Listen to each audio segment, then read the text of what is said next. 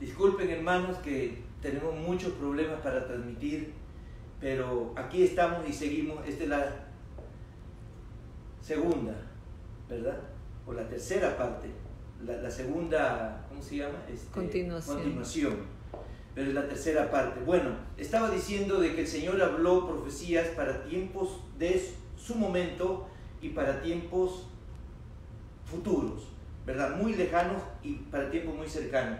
Cuando Él estaba hablando sobre este versículo 15, especialmente, donde no vayan a las ciudades, quédense en el campo, etcétera, etcétera. Cuando Él dijo que no iba a caer piedra sobre piedra, se refería a que estas cosas iban a pasar pronto, y en efecto pasaron pronto. En el año 70 después de Cristo, los romanos vinieron, invadieron todo, no quedó piedra sobre piedra, mataron, históricamente se sabe que a más de 1 millón, probablemente 1.100.000 judíos murieron en esta invasión. Por eso es que el Señor le decía, no vengan, si están en el campo, no vengan a la ciudad de Jerusalén, porque Él sabía que los iban a matar, y lo que Jesús estaba haciendo es salvándole la vida a la mayor parte posible, ¿verdad? Así que, bueno, ahorita se me ocurre de que así como nos están diciendo, quédense en casa,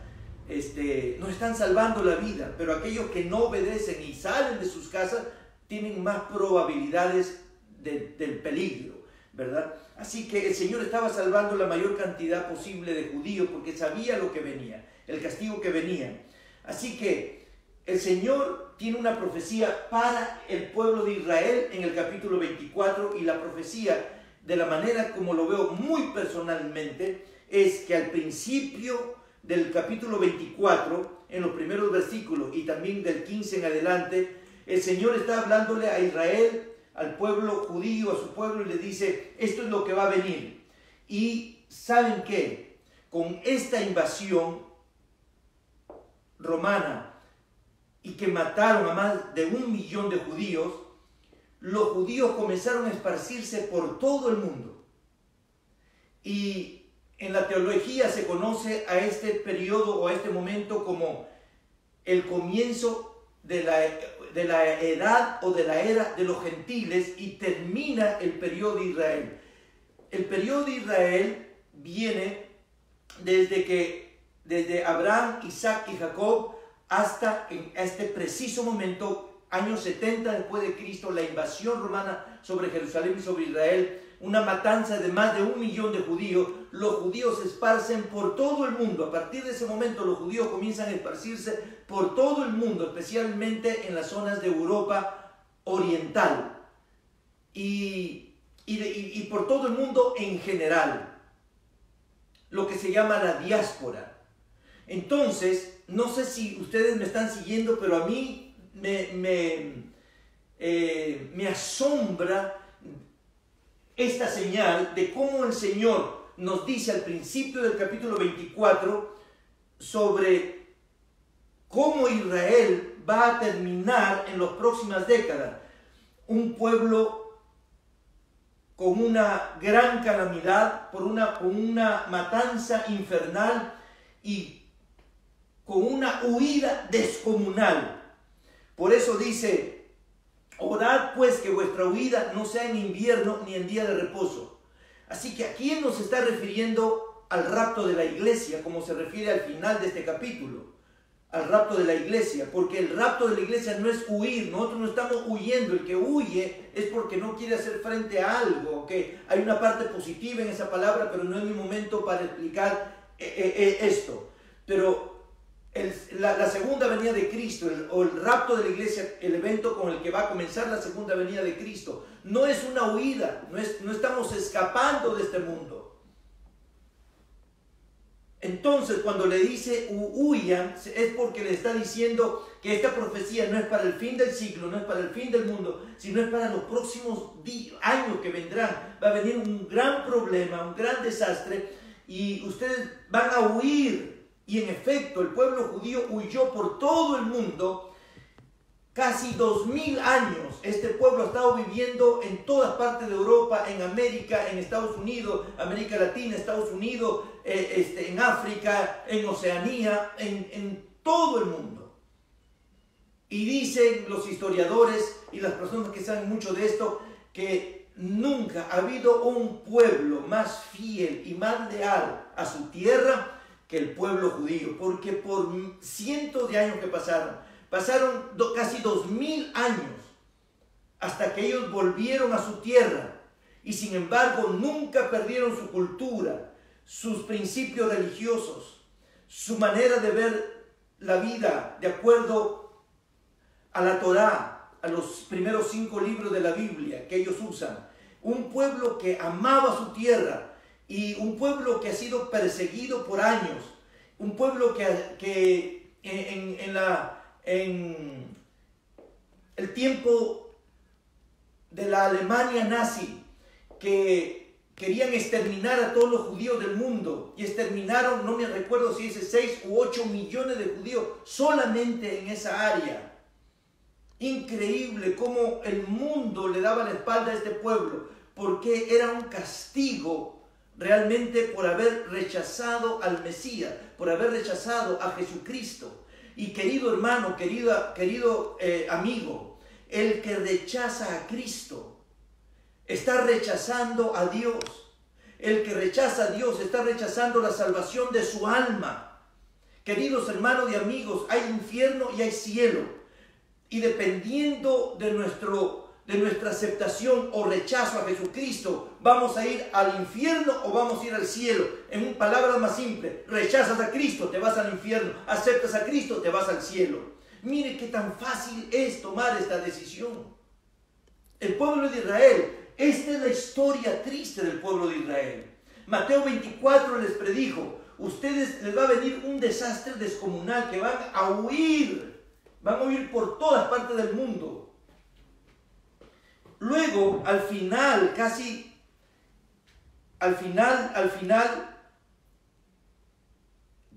el Señor les dice, de la higuera, versículo 32, de la higuera aprended la parábola. Cuando ya su rama está tierna y brotan las hojas, sabéis que el verano está cerca. Así también vosotros, cuando veáis todas estas cosas, conoced que está cerca, las puertas. De cierto os digo, no pasará esta generación hasta que todo esto acontezca. Entonces, la higuera representa al pueblo de Israel. Esa higuera, porque ahí hay muchos higos, ¿verdad? Y los higos son riquísimos. Yo tengo años de no probar los ricos higos de mi pueblo. Como en mi niñez he comido tanto higo.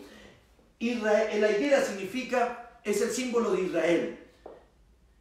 Significa aquí que es el pueblo de Israel. Y el Señor lo que está prediciendo, el Señor lo que está profetizando es que así como les profeticé hace unos minutos atrás, que ustedes van a huir, se van a esparcir, va a llegar un momento en que otra vez la higuera va a estar tierna, van a empezar a brotar sus hojas, o sea, van a regresar a su patria, van a volver a Jerusalén, va a ser la capital de Israel otra vez, la gran y hermosa ciudad de Jerusalén. O sea, cuando ustedes regresen, cuando Israel, su rama esté tierna, o sea, nazca esa plantita, cuando nazca de nuevo este país, cuando broten sus hojas, cuando comiencen a expandirse, deben saber que está cerca y está a las puertas. Y no pasará esta generación hasta que todo esto acontezca. El cielo y la tierra pasarán, pero mis palabras no pasarán. Jesús dice, miren, lo que les digo es cierto. La tierra puede pasar, el cielo puede pasar, pero lo que les estoy diciendo no va a pasar. Él dijo esta expresión refiriéndose especial y específicamente a la palabra profética que estaba diciendo. Hoy los pastores usan, el cielo y la tierra pasarán, pero mis palabras no pasarán, para la palabra de Dios en general, y no está mal, está bien, pero nos olvidamos que esta expresión Dios la dijo, Jesús la dijo exclusivamente, de una manera exclusiva, digamos así, para las señales proféticas que Él le estaba dejando a su pueblo. Así que aquí está la firma del Señor, la promesa de veracidad. Esto va a ocurrir, ¿y saben qué? Ocurrió. Resulta que Israel tuvo varios intentos en el siglo XIX por volver a su patria desde antes, pero en el siglo XIX se organizó lo que se llama un movimiento político llamado sionismo. Y una de las primeras personas que lo dirigió fue este señor David Ben Gurión. Y él hacía todo lo posible y diplomáticamente, hablando con príncipes, con reyes, con presidentes, con primeros ministros, con gobernantes del mundo, diplomáticamente buscando el respaldo, el apoyo. Cuando no se pudo, solo con la diplomacia, tuvieron que ir a las fuerzas. Gran Bretaña, gloria a Dios y gracias a Dios por ese pueblo británico que fue la primera potencia mundial que respaldó, que apoyó a David Ben Gurión, al sionismo, que ayudó al pueblo de Israel para que regresen a su tierra. Y luego el sionismo, David Ben Gurión pidió ayuda a Estados Unidos, y gracias y gloria a Dios por este gran y noble pueblo norteamericano que apoyó, que respaldó al sionismo. ¿Y saben qué? Lograron la resolución 181 de la ONU del 29 de noviembre de 1947, que decía que la tierra de Palestina, esta resolución decía que se divida en dos estados. El territorio de Palestina se divide en dos estados, porque en ese tiempo Palestina, la tierra que le pertenecía históricamente, tradicionalmente y por voluntad de Dios a Israel, estaba dominado por el Imperio Otomano, y más de 500,000 de árabes vivían allí. Ahora usted se imagina que usted vive en el estado de Georgia, o vive en el estado de Nueva York, o en California, o vive en Perú, en Argentina, o vive en Puerto Rico, o vive en el país que vive, y luego viene otro grupo de personas y le dice: ahora esta tierra nos pertenece, así que mitad y mitad. ¿Quién va a querer? Hubieron guerras, hubieron pleitos, hubieron conflictos de todo tipo, políticos, económicos, para impedir que Israel vuelva a su patria. Lo que les quiero decir es que no fue fácil, murió muchísima gente, perseveraron muchísimo tiempo, pelearon aguerridamente, se esforzaron descomunalmente, avanzaron con fuerza y sin fuerzas sobrenaturalmente. Pero finalmente llegó el 29 de noviembre de 1947, la ONU les devolvió su tierra al pueblo de Israel, y David Ben Gurión, el 14 de mayo de 1948, dio inicio al nacimiento del nuevo Estado de Israel, como un Estado libre, independiente en todo el mundo y de todo el mundo. Significa que han pasado 71 años, si no me equivoco, desde mayo de 1948, y de la resolución que oficialmente se les daba, el Concierto de las Naciones les daba el privilegio, el honor y el derecho a Israel de tener su propia tierra. Han pasado 72 años, ¿verdad? Entonces usted me dirá: pastor, ¿cómo es que se entiende entonces que el Señor dijo: de cierto os digo que no pasará esta generación hasta que todo esto acontezca? Y los israelitas consideran una generación a 40 años, y por sentido común y por todo lo demás, realmente una generación tiene entre 40 y 50 años. Ese es un periodo de tiempo que responde o corresponde a una generación. Sin embargo, desde el 1947 y 48, donde Israel volvió a su tierra, han pasado 71 y 72 años, y no sobrepasó los 40 o 50 años, que es el periodo de una generación. ¿Cómo se explica esto? Esto se explica de la siguiente manera.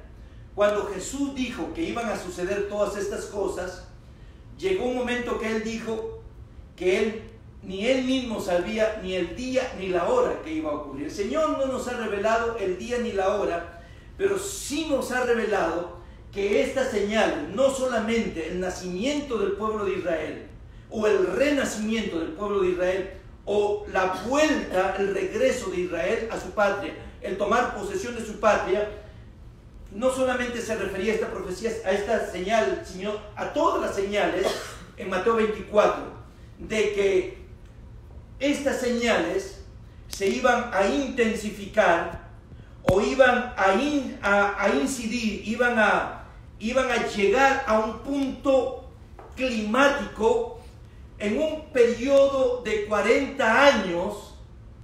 No sé si me siguen. Todas estas cosas iban a ocurrir de una manera que todas iban a incidir o iban a llegar a un punto climático en un periodo de una generación, o sea, de 40 años. No nos dijo el día ni la hora de su regreso específico, pero nos dijo que las señales se iban a cumplir de una manera crítica dentro de un periodo de una generación que es entre 40 y 50 años. Pero no nos dijo que esta generación a qué siglo y a qué milenio pertenecía. No sé si me explico. Es como cuando yo a veces hago broma con mi esposa y me dice, y ella me pide, creo que el otro día fue que me dijo que pase la aspiradora, ¿verdad? Y entonces yo le dije, el lunes lo hago. Y entonces llegó el lunes y ella vio que yo no lo había hecho. Llegó la noche del lunes y no lo había hecho. Pasó las 12 de la noche y yo no lo había hecho. Ya no era lunes, ya era martes. Y ella me preguntó, yo le dije, yo te dije que lo iba a hacer el lunes, pero no te dije de qué semana, el lunes de qué semana lo iba a hacer, ¿verdad? Y por supuesto era una broma. Eso es lo mismo que hizo Jesús. Dijo, todas estas cosas van a alcanzar un pico climático en un periodo de una generación de 40 años, pero no les digo dónde está ubicada esta generación. Estará ubicada en un siglo, porque 40 años es casi la mitad de un siglo. Así que estas 4 décadas o 50 años, la mitad de un siglo, no podría haber estado ubicada esta generación a que él se refería en el siglo XIX, pero no había nacido todavía la nación de Israel. O en el siglo XX, ahora estamos en el siglo XXI. Lo que me llama poderosamente la atención es que nosotros estamos en el año 2020. O sea, han pasado 20 años, están pasando 20 años desde que comenzó este primer siglo, el siglo XXI. Siglo XXI que corresponde a un nuevo milenio. Cuando cambiamos de 1999 al año 2000, no solo estábamos cambiando de siglo, estábamos cambiando de milenio. Terminó el milenio 20 y comenzó el 19 y comenzó el milenio 20, ¿verdad? Terminó el segundo milenio y comenzó el tercer milenio, para entenderlo mejor. Un primer periodo de 1000 años, un segundo periodo de 1000 años. Cristo comenzó este calendario. Desde Cristo para acá hay un periodo de 1000 años, un segundo periodo de 1000 años más, 2 milenios, y a partir del año 2000 comenzamos un nuevo periodo de 1000 años, un tercer milenio después de Cristo. Lo estamos comenzando aquí. Pero este tercer milenio, como cada milenio, tiene ¿cuántos siglos? Tiene 10 siglos. Amén. Estamos entonces en el primer siglo del tercer milenio. Amén. Me hubiera gustado tenerlo en gráfica. Estamos en el primer siglo del tercer milenio. Y dentro del primer siglo del tercer milenio estamos en la primera mitad del siglo. Y de la primera mitad han pasado 20 años. Faltan 20 años más para que estemos dentro del periodo de tiempo de una generación. ¿Será que Cristo viene en esta primera generación que está en el primer siglo del tercer milenio después de Cristo? por favor vea y repita este video para que lo entienda mejor si no me estoy haciendo entender bien, pero para mí me suena muy claro lo que estoy explicando. Ahora, 2020 suma 40. Un año, estamos viviendo un año numéricamente muy significativo. Y esto lo voy a explicar en otro mensaje que dé cuando yo termine esta serie. Y cuando digo que estamos viviendo un año con un número muy significativo, significativo significa signal, como es en inglés, significa señal. Significativo significa que es muy importante porque es una señal. O puede ser que el Señor venga dentro de los próximos 20 años para cumplir el periodo de una generación, o dentro de los próximos 30 para cumplir 50 años, que es entre 40 y 50 el periodo que se cuenta normalmente como una generación. Estamos viviendo en esta generación. Así que el Señor, cuando dijo no pasará esta generación hasta que yo vuelva, hasta que esté cerca, esté a la puerta, hasta que les abra las puertas para que vengan al arrebatamiento, no pasará esta generación hasta que todo esto acontezca. Estamos en ese periodo de 40 años donde Cristo habrá de venir. Dentro de un periodo de 40 o 50 años, uno de esos, en una hora, de uno de esos días, de una semana, de uno de estos años, de 40 o 50 años, ha de venir el Señor Jesús. No nos dijo la hora, ni el día, ni la semana, ni el año, pero tampoco el siglo, ni el milenio, pero nos dijo que será en un periodo de 40 años, donde todas estas señales lleguen a un punto crítico, climático. Y yo estoy viendo, porque tengo 61 años de vida, y tal vez los más jóvenes no tienen la experiencia de haber vivido años atrás, pero yo sí, y estoy viendo cómo estas señales realmente se están cumpliendo, y estamos llegando a un punto crítico, estamos llegando a un punto climático, donde de verdad nos aterra ver las noticias, en sentido figurado nos aterra, porque realmente a mí no me causa este temor ni miedo, sino esperanza, de saber de que mi redención está cercana. Pero en sentido general nos aterra ver las noticias, porque cada vez que vemos las noticias, lo único que vemos es cumplimiento de las profecías bíblicas. Amén. Vemos cómo el Señor está cumpliendo con todo lo que Él profetizó. Yo no sé si he explicado bien lo que es la generación, qué significa la generación, pero esto es lo que significa un periodo de 40 o 50 años. Puede ser esta generación. Será esta generación de los próximos 40 años o 50 años de este primer siglo, cuando Cristo volverá. No lo sé, pero déjeme decirle una cosa. Es muy probable.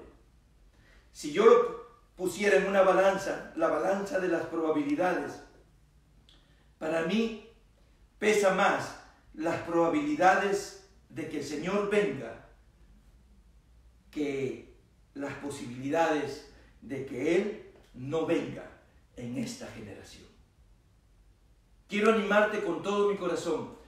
No puedo continuar porque es posible que se corte la transmisión y entonces no pueda cumplir con el propósito que me he trazado de que entiendan lo mejor que me sea posible a mí, darles a entender estas señales de la segunda venida de Cristo.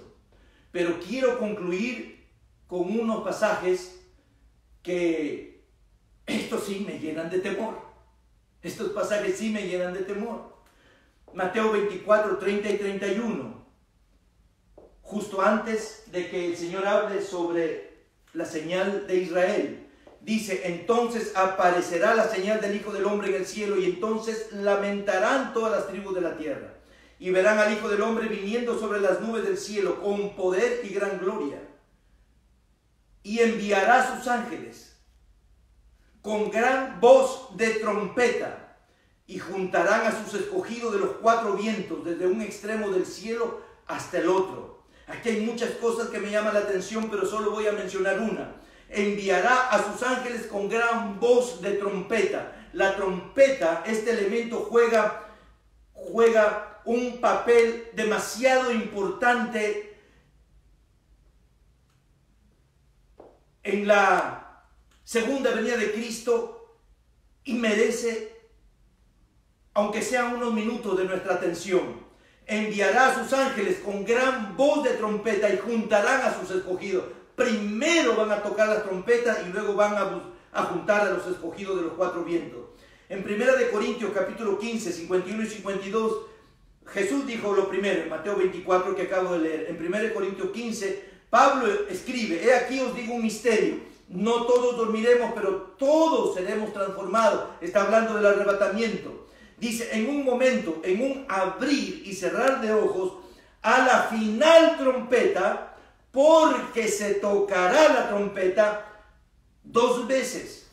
O sea, le da un sentido de importancia increíble, tremendo a la trompeta. Y los muertos serán resucitados incorruptibles y nosotros seremos transformados. Primera de Tesalonicenses capítulo 4, versículo 15 al 18. Pablo, escribiendo aquí también, dice: por lo cual os decimos esto en palabra del Señor, que nosotros que vivimos, que habremos quedado hasta la venida del Señor, no precederemos a los que durmieron. Porque el Señor mismo, con voz de mando, con voz de arcángel y con trompeta de Dios, amén, descenderá del cielo, y los muertos en Cristo resucitarán primero.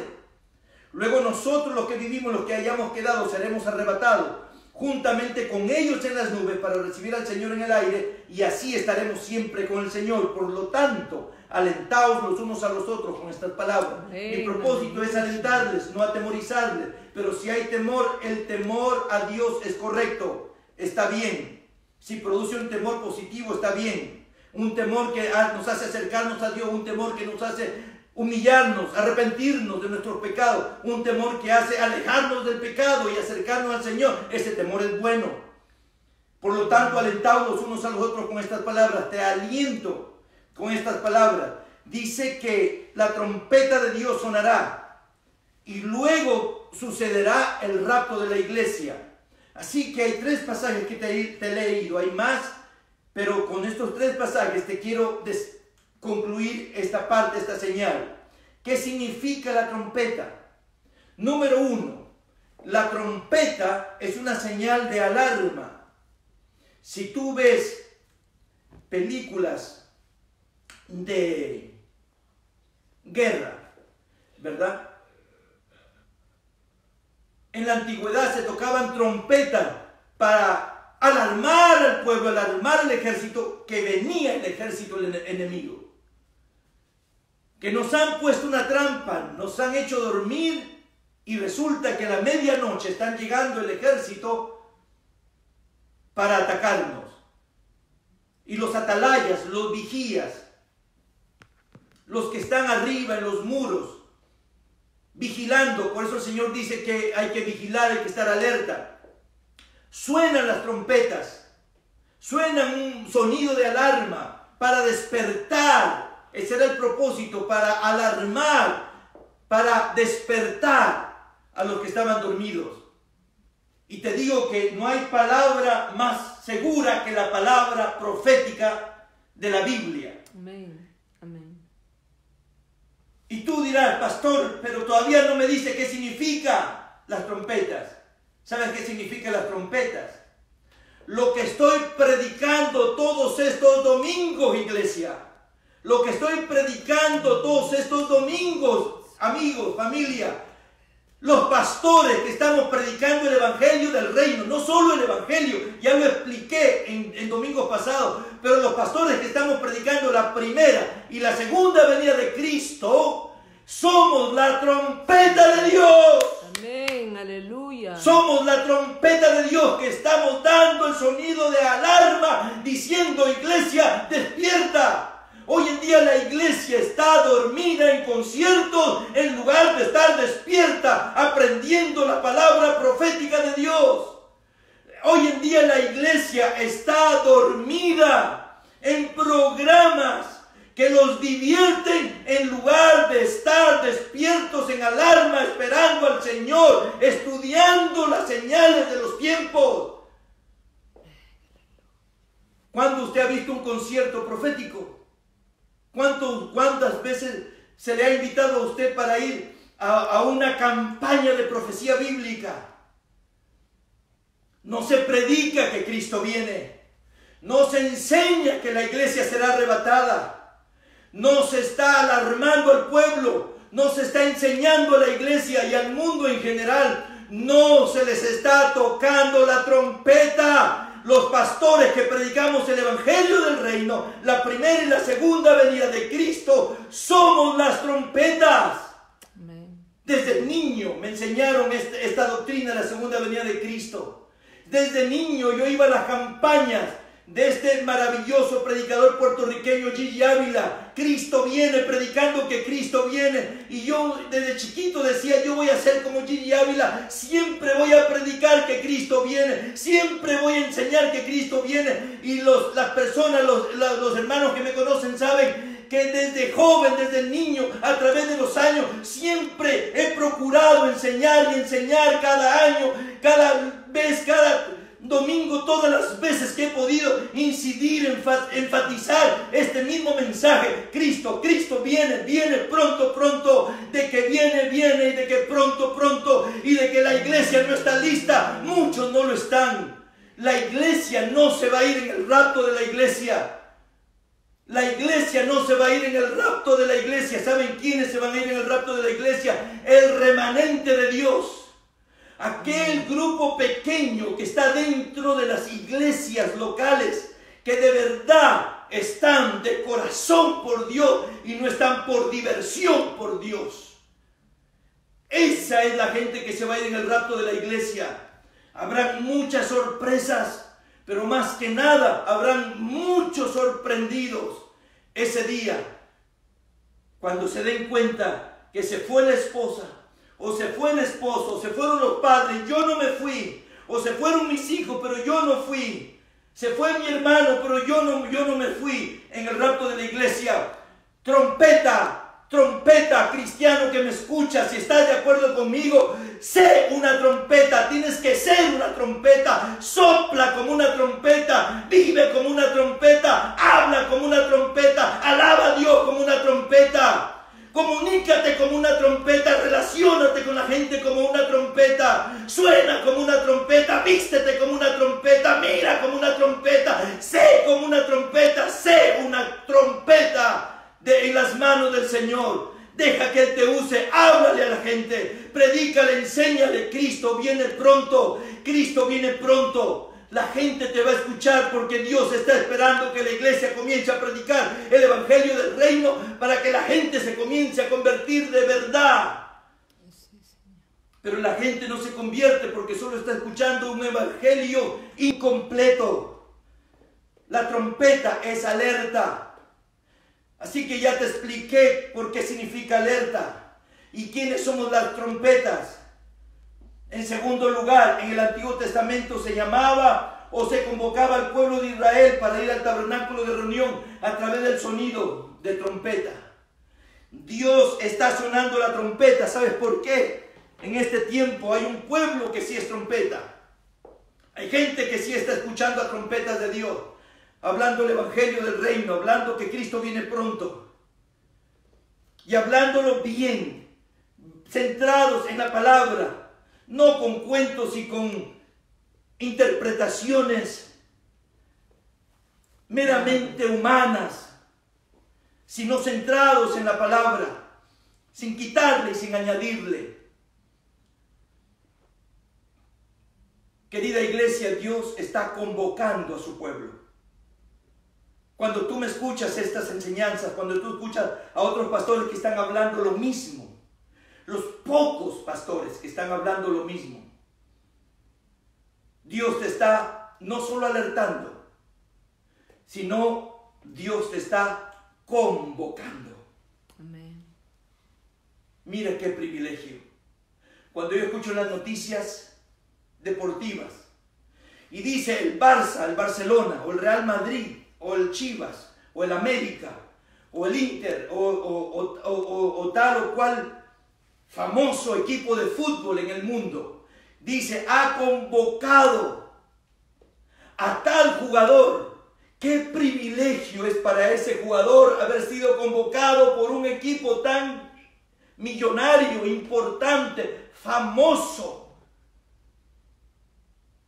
Cuando la Federación Deportiva de cada país, cuando se acerca el mundial, no sé, un año antes, o año y medio, 2 años antes, no sé cuándo lo hacen, pero antes de que llegue el mundial, dice, estamos convocando a tales y tales jugadores, a los mejores jugadores de cada equipo nacional, los que están en el país y los que están en el exterior. Dice, los estamos convocando, o sea, los llaman para conformar una selección. En el caso de un equipo, los llaman para formar un equipo. Iglesia, las trompetas están sonando, hay gente que estamos predicando que Cristo viene. Dios te está convocando. Si tú tienes el privilegio de escuchar estos mensajes bíblicos centrados realmente en la palabra de Dios, significa que tú puedes ser parte de una manera privilegiada de ese equipo, de ese remanente, de ese grupito que hay dentro de las iglesias locales que un día se irán con el Señor. Amén. Que volarán con el Señor. Dejaremos todo aquí. Abandonaremos todo aquí, porque todo esto, primero, ni nos pertenece, ni nos pertenecemos a nosotros mismos, dice la palabra de Dios. En segundo lugar, esto es temporal. Un día todo se acabará, pero lo eterno será para siempre. Amén. Estaremos, dice el pasaje que les leí, y así estaremos para siempre con el Señor. Voy a terminar contándoles la historia de un pastor que este domingo iba a predicar sobre la segunda venida de Cristo, y contrató a un trompetista y le dijo al trompetista: llega temprano antes que nadie a la iglesia, yo voy a estar ahí esperándote, y quiero que te escondas detrás del cortinaje del templo. Ve que antes en los templos había cortinas atrás, grandes cortinas y espacio atrás. Y le dijo: tú vas a estar detrás de la cortina durante todo el culto. Cuando me toque predicar, yo voy a pasar, voy a comenzar, y voy a llegar a un punto climático en mi predicación. Cuando yo comience a decir: y entonces, iglesia, la Biblia dice que los cielos serán abiertos y que veremos a Jesús en el aire, y de repente se abren los cielos y veamos a Cristo, sonarán las trompetas. Cuando yo diga que sonarán las trompetas, el pastor le dijo, coludido, ¿verdad?, de acuerdo con el trompetista, le dijo: tú en ese momento suena a sonar tu trompeta lo más fuerte que puedas tocar. En la iglesia comenzó a llegar, trompetista escondido, ya estaba bien enseñado lo que iba a hacer.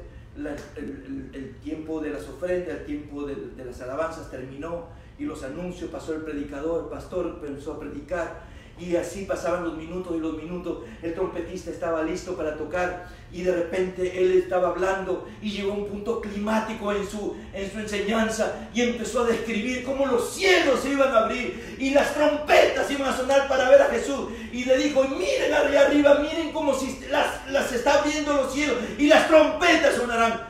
Cuando en ese momento que dijo las trompetas sonarán, el trompetista atrás comenzó a sonar las trompetas como nunca lo habías hecho. ¿Qué pasó? ¿Qué creen que ocurrió? Toda la gente se tiró al piso de rodillas. Toda la gente se tiró de rodillas. Querida iglesia, querida amigos, queridos hermanos, querida familia,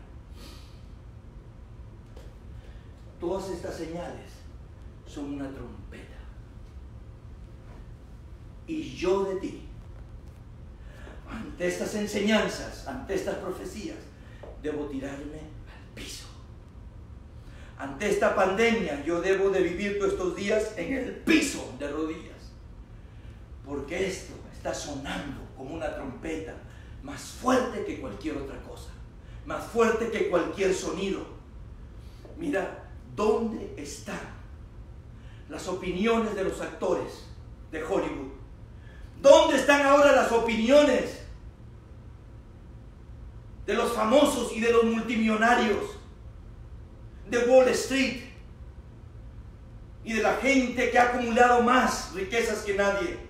¿Dónde están las voces de los políticos, de los grandes economistas? ¿Dónde están las voces? Esta voz habla más fuerte que cualquier otra voz en este momento, porque esta es una voz de trompeta.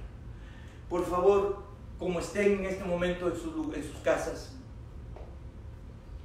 en su trabajo, en su taller, en su sala, en su comedor o en su dormitorio, por favor, cierren sus ojos conmigo. Humillémonos una vez más delante de Dios. Si estás en familia, que lo más probable que es que así sea. Si estás el papá y la mamá, o si está la mamá sola, por favor, varón, agarra a tu esposa y tus hijos y arrodíllense. Si eres un papá soltero, una mamá soltera, o no tienes esposo o esposa, no sé por qué razón en este momento, agarra a tus hijos, o agarra a tus padres si estás con tus padres mayores, y arrodíllate. Están sonando las trompetas.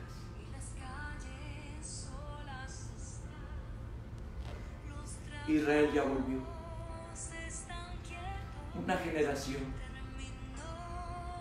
Estamos en los primeros 20 años de una primera generación, del primer siglo, del nuevo milenio, del tercer milenio de vida del hombre sobre la tierra después de Cristo. ¿Será en este periodo de 40 o 50 años que el Señor ha de venir? Te digo que mi percepción espiritual no es la mejor percepción, pero te lo digo aunque esto solo es mío. Yo percibo que esta es esa generación de la que Cristo habló.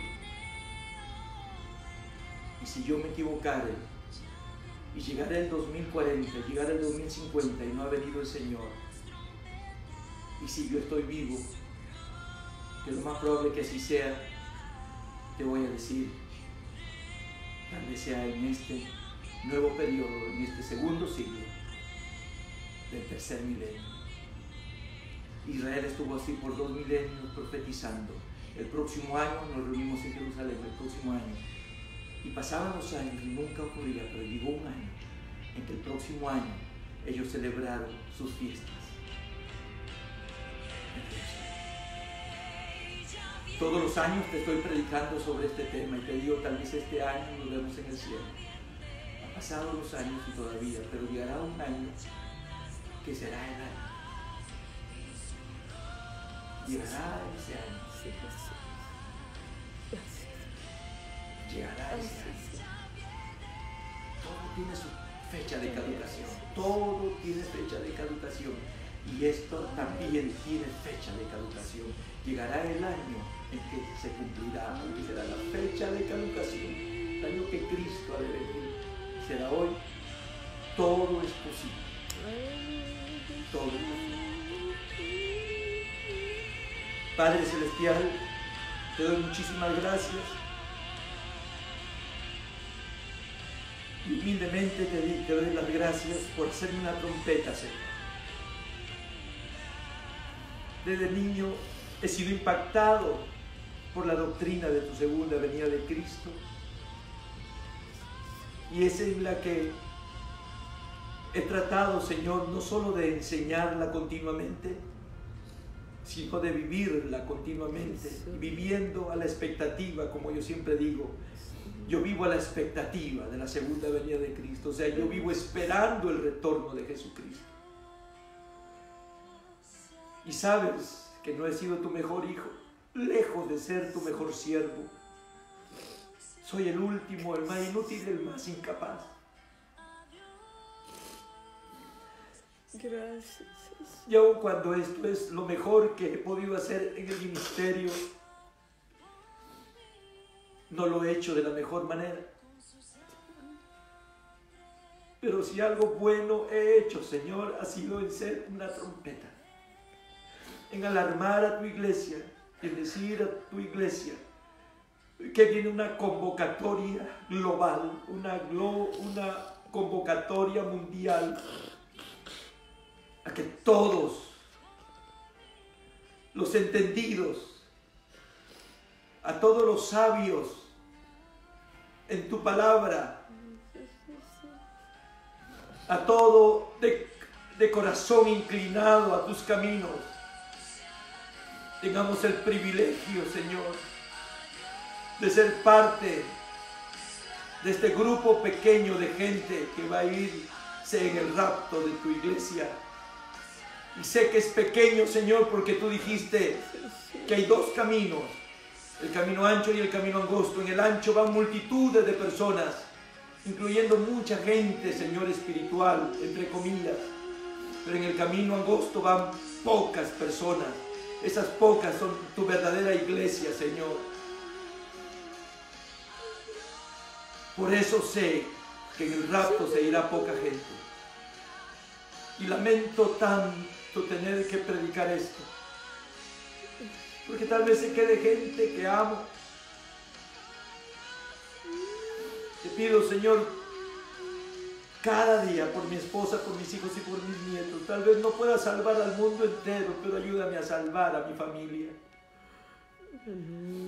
Cada hombre debe orar y esforzarse por salvar a su familia. Si cada hombre nos esforzamos por salvar a nuestra familia, muchas familias nos vamos a encontrar en el reino de los cielos. Gracias, Señor. Gracias, Padre, en el nombre poderoso de Jesús. Muchísimas gracias, Señor. Nos humillamos delante de tu presencia solo para pedirte perdón y misericordia. Gracias. Ojalá podamos hallar, Señor, aunque sea en el último rinconcito de tu corazón, solo un miligramo de tu misericordia. Será suficiente, Señor, para tocar nuestras vidas y para salvarnos de lo que viene. Gracias, Señor. Gracias, Señor. Gracias, Señor. Tú eres el dedo de Dios, como prediqué la semana pasada. Con tu dedo haz clic, con tu dedo comparte estas enseñanzas, comparte este mensaje. Si tal vez no puedes ser tú una trompeta con tu propia boca, sea una trompeta con tu dedo. Las trompetas se tocan con los dedos. Y usa tu dedo. Tú eres el dedo de Dios. Compártelo, compártelo, que mucha gente escuche el mensaje de la palabra de Dios. Es todo lo que te quiero pedir hoy. Que Dios te bendiga ricamente, y el próximo domingo, si no antes, ha venido el Señor. Shalom, paz, Maranata, Cristo viene. Dios les bendiga ricamente, mis hermanos.